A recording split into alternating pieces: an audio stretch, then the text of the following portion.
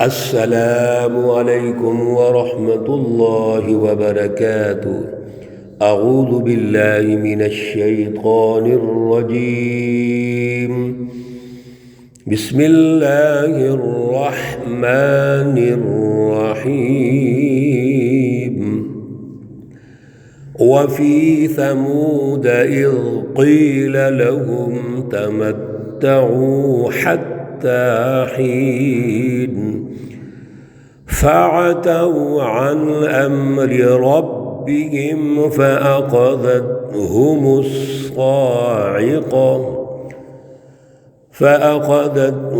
الصاعقة وهم ينظرون۔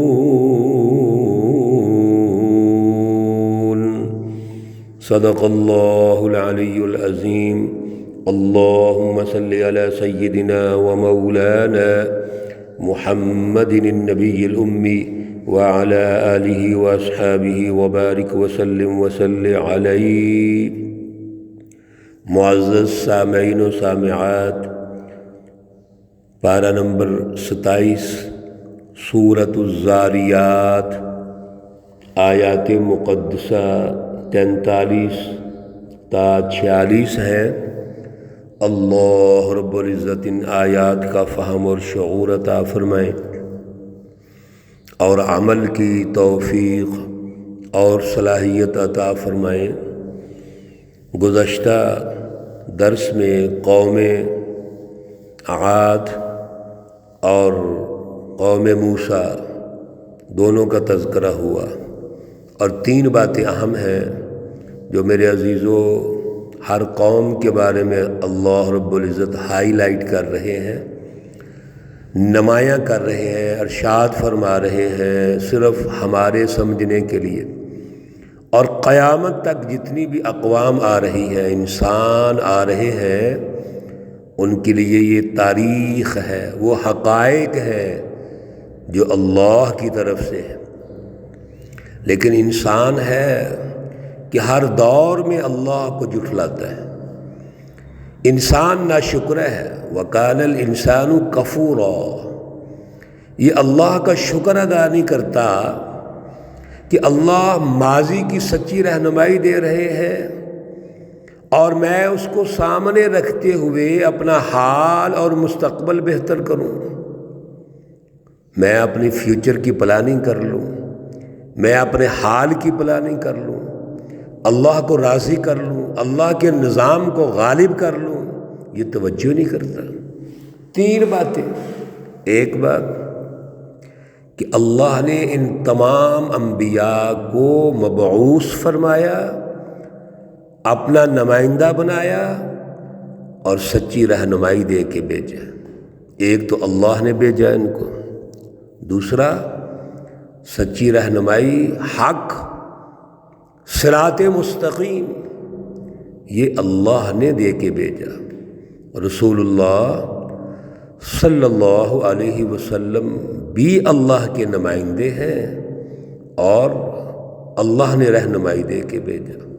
پیچھے اس سورہ مقدسہ سے پہلے بھی اور پھر اس سورہ مقدسہ کو جو آغاز ہوا، وَالذَّارِيَاتِ ذَرْوًا فَالْحَامِلَاتِ وِقْرًا، وہاں یہ عرض کیا تھا کہ یہ ہوائیں سخت جو ہر چیز کو اڑا کے لے جاتی ہیں، یہ فرشتے ہیں، یہ سچی جماعتیں ہیں، اور وہ بوجھ اٹھاتی ہیں، اس ظلم کے نظام کو تباہ کرتی ہیں، انسانیت کے لیے آسانیاں پیدا کرتی ہیں۔ فَالْجَارِيَاتِ يُسْرًا اور فَالْمُقَسِّمَاتِ أَمْرًا، اور انسانیت میں اس طرح کا تقسیم کار کرتی ہیں کہ وہ دنیا کے اندر نظم و ضبط سیکھیں، قوانین اور ضابطے سیکھیں، عدل کا نظام قائم کریں اور اللہ کی بالادستی کریں،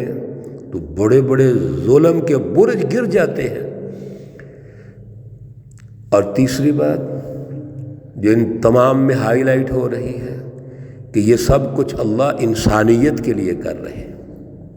2 اللہ کے اہداف ہیں، ایک تو اللہ نے پوری کائنات کو پیدا کیا، اللہ چاہتے ہیں میری کائنات میں ریسرچ ہو، غور و فکر ہو، آسمان اور زمین دونوں مل کر جو اللہ رب العزت کی ترقیات ہمیں سمجھا رہے ہیں ہم ان کو سمجھیں، اور جتنی اللہ رب العزت کی کائنات میں ریسرچ ہوگی، ترقی ہوگی، اللہ خوش ہوتے ہیں، یہ اللہ کی رضا ہے۔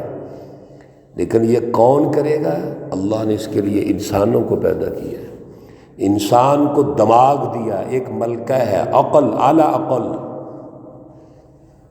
اور یہ انسان جب اس اعلیٰ عقل کے ساتھ اللہ سے رہنمائی لے کر اللہ رب العزت کے نظام کو غالب کرے گا تو پھر اس کے نتیجے میں انسان ترقی کرے گا، کیا؟ دنیا میں بھی، آخرت میں بھی۔ انسانی عقل، انسانی قلب اللہ سے جڑ کے ترقی کرے گا۔ میرے عزیزو، اگر انسان کو اللہ رب العزت اپنا جوڑ نہیں پیدا کرتے، اپنی رضا نہیں دیتے، انسان اللہ سے جڑتا نہیں ہے، تو اللہ نے جو اس کو پیدا کیا ہے، جو اس کا فطری تقاضا ہے، طبعی تقاضا ہے، یہ تو انسان اللہ سے دور ہو جائے گا۔ اور انسان کا معنی ہی محبت کرنے والا ہے، یہ محبت کیسے کرے گا؟ امن کیسے قائم کرے گا؟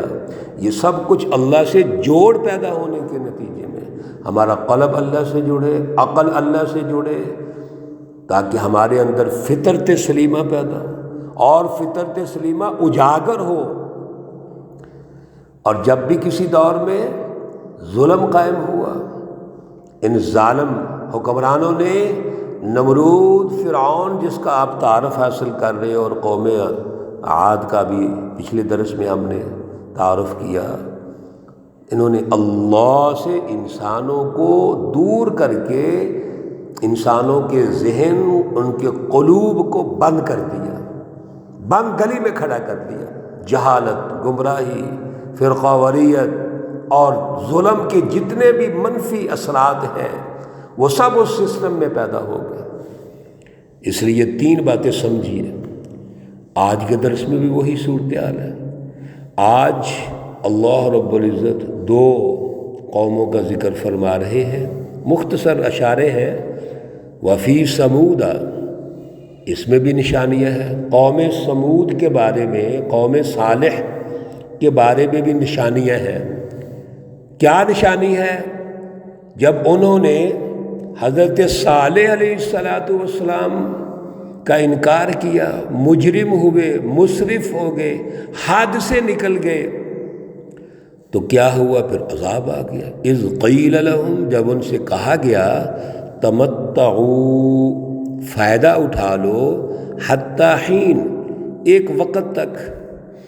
جب اللہ نے ان کو عذاب دینا چاہا تو یہ کہا کہ کچھ وقت ہے تمہارے پاس، اٹھا لو فائدہ۔ مقصد ہی کیا تھا کہ اللہ کا عذاب آنے والا ہے، اور وہ مذاق اڑاتے تھے حضرت صالح علیہ السلام کا، کیسے عذاب آئے گا، کہاں سے آئے گا، کیا ہوگا؟ اللہ نے کہا ٹھیک ہے، عذاب تو آنا ہے، تمہیں تھوڑی سی مہلت دیتے ہیں۔ فَعَتَوْا عَنْ أَمْرِ رَبِّهِمْ، اور یہ جو وقت ملا تھوڑا سا، اس میں بھی اللہ کہتے ہیں، قرآن کہتا ہے کہ انہوں نے اللہ کے رب، اپنے رب کے حکم میں بھی انہوں نے بغاوت کی، شرارت کی۔ ہونا یوں چاہیے تھا کہ اللہ نے مہلت دی ہے تو غور و فکر کرو، سوچو، سمجھو، لیکن سمجھا ہی نہیں۔ آج بھی تو یہی صورتحال ہے میرے عزیزو، ہر قوم کو اللہ نے مہلت دی، ہمیں بھی اللہ نے مہلت دی ہوئی ہے۔ ہم سب قرآن ماشاءاللہ سن رہے ہیں، اللہ توفیق دے سمجھنے کی۔ کیا ہم یہ سن نہیں رہے کہ ان قوموں پر عذاب آنے کی وجہ کیا ہے؟ انہوں نے نبیوں کو جھٹلایا، اللہ کی بالادستی قائم نہیں کی، ظلم کا ساتھ دیا، ظالم مافیا کا ساتھ دیا، ظالمانہ نظام سے کمپرومائز کیا، اس کو اپنی قسمت بنا لیا، قسمت سمجھ لیا، اور نبیوں کا ساتھ نہیں دیا تو عذاب آ گیا۔ آج ہم بھی تو یہی صورتحال ہے، ہم پر آج بھی اللہ کا عذاب ہے۔ یہ معاشی تنگی، یہ غربت، یہ فرقہ واریت، بد امنی، یہ سب اللہ کے عذاب ہیں، لیکن ہم سمجھتے نہیں۔ اور اوپر سے کچھ لوگ سادہ ہمارے مذہبی لوگ اس کو اللہ کی طرف سے قسمت بتاتے ہیں، کہتے ہیں یہ غربت بھی اللہ کی طرف سے ہے، بد امنی بھی اللہ کی طرف سے ہے، یہ نظام اللہ کا ہے۔ او میرے بھائیو، کتنی حماقت ہے کہ جس ظلم کے نظام کو ختم کرنا ہے، انبیاء تشریف لائے، اس کو ہم اللہ کے ساتھ جوڑ رہے ہیں۔ یہ سارے انبیاء علیہم السلام کے واقعات کیا بتا رہے ہیں کہ ظلم کے نظام کو توڑو، ظالم کا مقابلہ کرو، تمہاری قسمت ظلم میں رہنا نہیں ہے، تمہاری قسمت اللہ نے جو بنائی ہے وہ عدل کے نظام میں ہے۔ انہوں نے بدماشی کی، شرارت کی، اللہ کہتے ہیں فَأَخَذَتْهُمُ الصَّاعِقَةُ، پس ان کو ایک کڑک نے، چیخ نے پکڑ لیا، وَهُمْ يَنْظُرُونَ، اور وہ دیکھ رہے تھے۔ جب وہ چیخ آئی اور چیخ بڑھتی چلی گئی، کڑک آئی، تو یہ اس کا مقابلہ نہیں کر سکے۔ ایک چیخ ہمارے کانوں کے قریب کوئی سخت آ جائے، بادل گرج رہے ہوں اور سخت حالات ہوں، سخت بجلی گرجے بادلوں کے اندر، میرے عزیزو ہم تو وہ برداشت نہیں کر سکتے، ہم اندروں میں چھپنا شروع کر دیتے ہیں۔ تو یہ اللہ کا جو عذاب ہے، فَمَا اسْتَطَاعُوا مِنْ قِيَامٍ، سبحان اللہ، اللہ کہتے ہیں پھر کوئی اتنا بھی نہیں ہو سکا کہ اٹھ سکے، وَمَا كَانُوا مُنْتَصِرِينَ، اور نہ ہی ان کی کوئی مدد کر سکتا تھا۔